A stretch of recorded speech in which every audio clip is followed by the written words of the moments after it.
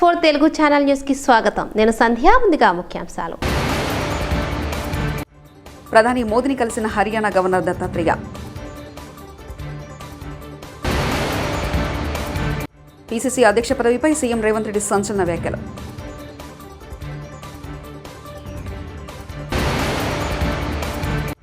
తెలంగాణ బొగ్గు గనుల వేలానికి పెట్టిన ఆ రెండు పార్టీలు కేటీఆర్.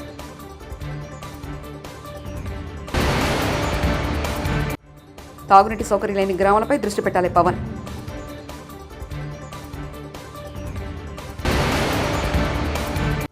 రామోజీరావుకు నివాళులర్పించిన చంద్రబాబు పవన్ కళ్యాణ్. దేశం పురోగతి వైపు వెళ్తుందని రాష్ట్రపతి ద్రౌపది ముర్ము తెలిపారు. 18వ లోక్సభ తొలి సమావేశంలో ఆమె మొదటిసారి ప్రసంగించారు. లోక్సభ సమావేశంలో భాగంగా మొదటి 2 రోజులు ఎంపీల ప్రమాణ స్వీకారం చేయగా 3వ రోజు స్పీకర్ ఎన్నిక జరిగింది. 4వ రోజున ఇవాళ రాష్ట్రపతి ప్రసంగించారు. మొదటగా ఆమె కొత్తగా గెలిచిన ఎంపీలకు శుభాకాంక్షలు తెలిపారు. దేశ ప్రజల విశ్వాసం గెలిచి లోక్సభకు ఎన్నికయ్యారన్నారు. ప్రజల ఆకాంక్షలను ప్రతి సభ్యుడు నెరవేరుస్తారని ఆశిస్తున్నట్లు తెలిపారు. కార్పొరేట్ కార్యమంత్రి డాక్టర్ సుబ్రహ్మణ్యం జయశంకర్, విదేశ మంత్రి మనోహర్ లాల్, హర్యానా గవర్నర్ బండారు దత్తాత్రేయ బుధవారం కుటుంబ సభ్యులతో కలిసి పార్లమెంట్ భవనంలో ప్రధాని మోదీతో సమావేశమయ్యారు. ప్రధానిగా 3వ సారి బాధ్యతలు చేపట్టిన సందర్భంగా మొదటి జ్ఞాపికను అందజేసి శుభాకాంక్షలు తెలిపారు. ప్రధానిని కలిసిన వారిలో దత్తాత్రేయ సతీమణి వసంత, కుమార్తె విజయలక్ష్మి, అల్లుడు జిగ్నేష్, మనవరాలు జశోధర, వేదాంశులున్నారు. ఈ సందర్భంగా తన ముందు పాట పాడి అలరించిన దత్తాత్రేయ మనవరాలను ప్రధాని మోదీ అభినందించారు.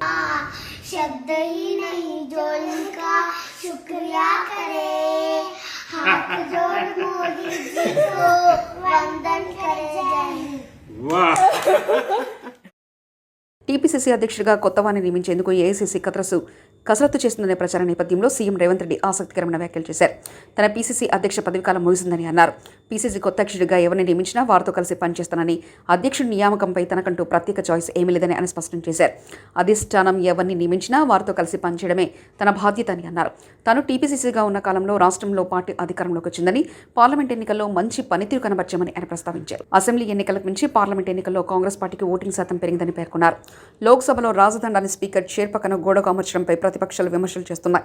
రాజదండానికి ఉన్న ప్రాముఖ్యత ఏమిటని ప్రశ్నిస్తున్నారు. ఈ క్రమంలో రాజదండం స్థానంలో రాజ్యాంగ పత్రిని అమర్చాలని Samajwadi party MP R K Chaudhary Lok Sabha speaker Om బిర్లాకు లేఖ రాశారు. ముఖ్యమంత్రి చంద్రబాబు ఆదేశాల మేరకు గత ప్రభుత్వం జగన్ ఫోటోతో ఇప్పటివరకు పంపిణీ చేసిన భూ హక్కుల పత్రాలను రైతు నుంచి వెనక్కి తీసుకున్నారు. రాష్ట్రంలో ఇప్పటివరకు 20.19 లక్షల భూ హక్కు పత్రాలను అందజేశారు. ఇంకా 1 లక్ష వరకు భూ హక్కు పత్రాలను పంచాల్సి ఉంది. వీటిని నిలిపివేయనున్నారు. అందరికీ కలిపి కొత్త పట్టాదారు పుస్తకాలు ఇవ్వనున్నారు. దీనిపై ప్రభుత్వం త్వరలో నిర్ణయం తీసుకునుంది. తెలుగు భాష అమెరికాలో దూసుకుపోతుంది. అత్యంత జనాదరణ సొంతం చేసుకుంది. అమెరికాలో అత్యధిక ప్రజలు మాట్లాడే విదేశీ భాషలో తెలుగు 11వ స్థానంలో ఉంది. అమెరికాలో అత్యధికులు మాట్లాడే భాషలో నంబర్ 1 స్థానంలో హిందీ, నంబర్ 2 స్థానంలో గుజరాతీ, నంబర్ 3 స్థానంలో తెలుగు ఉంది.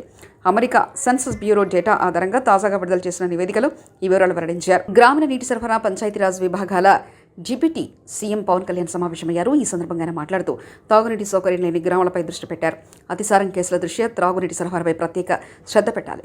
జల్ జీవన్ మిషన్ లాంటి కేంద్ర నిధులు సద్వినియోగం చేసుకోవాలి. గత ప్రభుత్వం కేంద్ర నిధులను వాడుకోలేకపోయిందని పవన్ విమర్శించారు.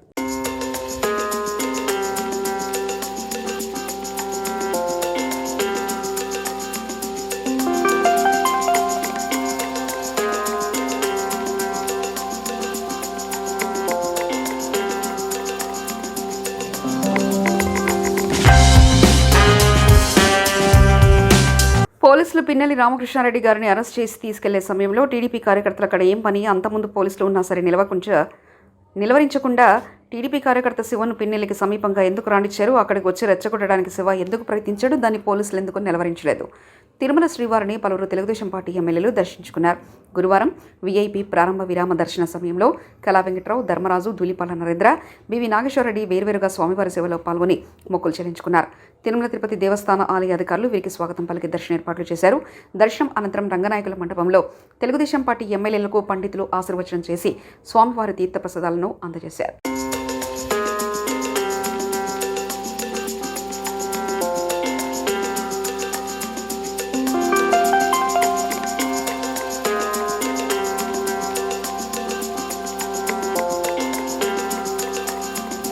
రామోజీ గ్రూప్ సంస్థల చైర్మన్, పద్మవిభూషణ్ అవార్డు గ్రహీత దివంగత రామోజీరావు సంస్కరణ సభ ఆంధ్రప్రదేశ్లోని కానూరులో జరుగుతుంది. ఈ మేరకు ఆంధ్రప్రదేశ్ ప్రభుత్వం ప్రతిష్టాత్మకంగా ఏర్పాటు చేసింది. ఈ సభకు AP CM Chandrababu, deputy CM Pawan కళ్యాణ్తో సహా పలువురు సినీ రాజకీయ ప్రముఖులు హాజరయ్యారు. రామోజీరావు చిత్రపటానికి వారంతా పుష్పాంజలి ఘటించి నివాళులర్పించారు. అంతకుముందు రామోజీరావు కుటుంబ సభ్యులను చంద్రబాబు, పవన్ కళ్యాణ్ ఆత్మీయంగా పలకరించారు.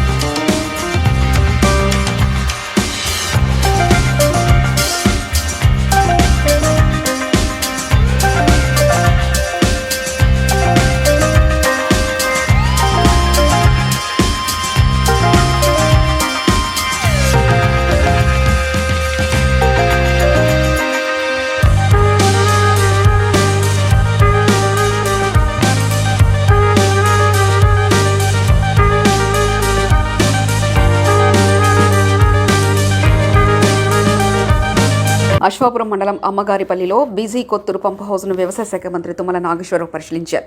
అనంతరం భూమాతకు పూజ చేసి దండం పెట్టారు. గురువారం ఉదయం మంత్రి తుమ్మల పంపు హౌస్ను సందర్శించి డీఈని అడిగి వివరాలు అడిగి తెలుసుకున్నారు. నీటి వనరులు, వ్యవసాయ ఉత్పాదకతను పెంపొందించడంలో ప్రభుత్వం నిబద్ధత ఉందని తెలిపారు. పంపు హౌస్ ప్రారంభంలో భూమాతకు మంత్రి తుమ్మల ప్రత్యేక వందనం చేశారు. రైతుల సంక్షేమానికి కాంగ్రెస్ కట్టుబడి ఉందని తెలిపారు. ఈ కార్యక్రమంలో జిల్లా డీసీసీబీ డైరెక్టర్ బ్రహ్మయ్య, స్థానిక ఎంపీపీ ముత్తినేని సుజాత, కాంగ్రెస్ నాయకులు, అధికారులు పాల్గొన్నారు.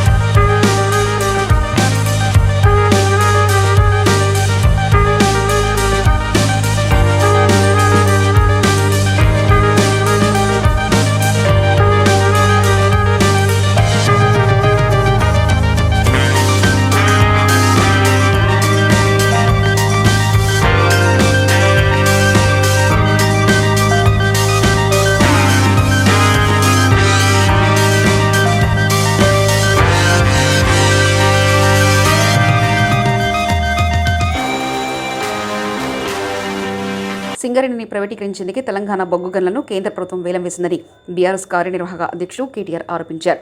గురువారం తెలంగాణ భవన్లో సింగరేణి ప్రాంతానికి చెందిన మాజీ ఎమ్మెల్యేలు, బీఆర్ఎస్ పార్టీ శ్రేణులతో పాటు బొగ్గు గని కార్మిక సంఘ నాయకులతో కేటీఆర్ సమావేశమయ్యారు. ఈ సందర్భంగా కేటీఆర్ మాట్లాడుతూ మోదీ ప్రభుత్వంలో సీఎం రేవంత్ రెడ్డి కుమ్మక్కై బీజేపీకి అనుకూలంగా వ్యవహరిస్తున్నారని మండిపడ్డారు. అందుకే సింగరేణికి బొగ్గు గనులు కేటాయించకుండా నష్టాల్లో నెట్టే ప్రయత్నం చేస్తున్నారన్నారు. ఆ తర్వాత సింగరేణి నష్టాల్లో ఉందంటూ పెట్టుబడుల ఉపశమనం కోసం రంగం సిద్ధం చేస్తున్నారని విమర్శించారు. ఆ హామీలు అమలు కావడం లేదు కాబట్టి మీరు ప్రధాన ప్రతిపక్షంగా ప్రజల తరపున మా తరపున గొంతు విప్పండి, పోరాడండి అంటూ వారు అందరూ కూడా కలిసి వచ్చి వారి సమస్యలన్నీ కూడా వివరించి చెప్పడం జరిగింది. ప్రధానంగా వారు ఈరోజు లేవనెత్తిన అంశాల్లో కాంగ్రెస్ పార్టీ ఆనాడు ప్రతిపక్షంలో ఉన్నప్పుడు వార్షిక జాబ్ క్యాలెండర్ విడుదల చేస్తాము, ఒక పద్ధతి ప్రకారం రిక్రూట్మెంట్ చేస్తాము, ఏ నోటిఫికేషన్ ఏ రోజు వస్తుందో ముందే తారీఖుతో సహా తేదీతో సహా ప్రకటిస్తున్నామని చెప్పి పెద్ద ఎత్తున ఆనాడు పత్రికల్లోనే జాబ్ క్యాలెండర్ పేరిట అడ్వర్టైజ్మెంట్లు రిలీజ్ చేయడం జరిగింది. చాలా పెద్ద ఎత్తున తెలుగులో, ఇంగ్లీష్లో అన్ని రకాలుగా వారు విడుదల చేశారు. అందులో వారు చెప్పిన దానిలో ముఖ్యంగా మరి గ్రూప్ 1 జూన్ 1 నాడే విడుదల చేస్తాము, ఫిబ్రవరి 1 నాడు విడుదల చేస్తాము, గ్రూప్ 2 మరి ఏప్రిల్ 1 విడుదల చేస్తాము నోటిఫికేషను, గ్రూప్ 3 జూన్ 1 విడుదల చేస్తాము, గ్రూప్ 4 కూడా June 1, assistant executive, assistant engineer, PR, R&B, RWS, అదేవిధంగా పబ్లిక్ హెల్త్ డిపార్ట్మెంట్ ఇవన్నీ కూడా మే 1 నాడు విడుదల చేస్తాము. అగ్రికల్చర్, హార్టికల్చర్, వెటర్నరీ పోస్టులకు సంబంధించి మే 1 నాడే జాబ్ క్యాలెండర్ విడుదల చేస్తాము, నోటిఫికేషన్ విడుదల చేస్తాము. Assistant motor vehicle inspectors, town planning officers, agriculture extension officers ఇవన్నింటికి సంబంధించి జూన్ 1 నాడు విడుదల చేస్తాము. Transport constables, excise constables, police constables సంబంధించి మార్చి 1 నాడు విడుదల చేస్తాము. జూనియర్ లెక్చరర్లు, పాలిటెక్నిక్ లెక్చరర్లు, డిగ్రీ కాలేజ్ లెక్చరర్లు, అసిస్టెంట్ ప్రొఫెసర్లు, ఫిజికల్ డైరెక్టర్లు వీటికి సంబంధించి ఏప్రిల్ 1కి విడుదల చేస్తాము. ఉపాధ్యాయులకు సంబంధించి ఇట్లా డిఎస్సి, మెగా డిఎస్సి విడుదల చేస్తాము. అదేవిధంగా విలేజ్ రెవెన్యూ ఆఫీసర్స్, జీపీ సెక్రటరీలు, మండల స్థాయి సాంకేతిక సిబ్బందికి 1 జూన్ నాడు విడుదల చేస్తామని చెప్పి దాదాపు 10 నోటిఫికేషన్లు ఏవైతే ఇప్పటికే ఇవ్వాల్సి ఉండెనో అవి ఇవ్వకుండా ఇచ్చిన మాటలు నీటి మూటలు అని తేల్చేసిన వైనం మన కళ్ళ ముంగట కనబడతా ఉన్నది.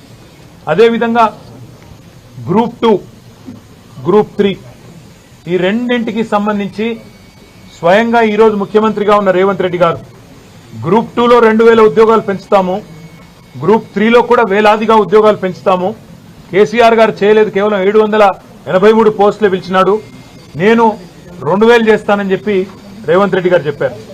గ్రూప్ 3లో కూడా వేలాదిగా ఉద్యోగాల సంఖ్య పెంచుతా అన్నారు, ఏ ఒక్క మాట కూడా నిలుపుకోలేదు.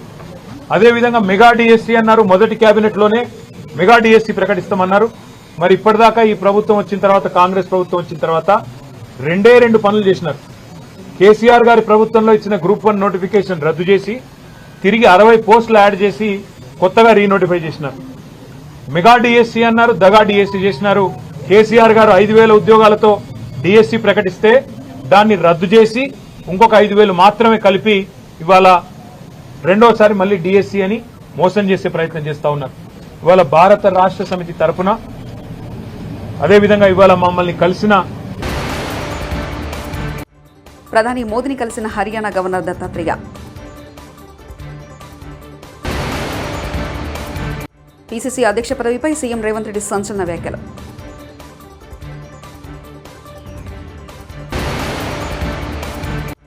తెలంగాణ బొగ్గు గనుల వేలానికి పెట్టిన 2 పార్టీలు కేటీఆర్.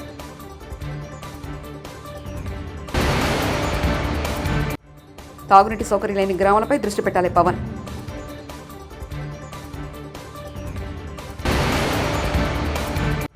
రామోజీరావుకు నివాళులర్పించిన Chandrababu, Pawan Kalyan. TS4 Telugu channel news ఇంతటితో సమాప్తం. చూస్తుండండి TS4 తెలుగు ఛానల్.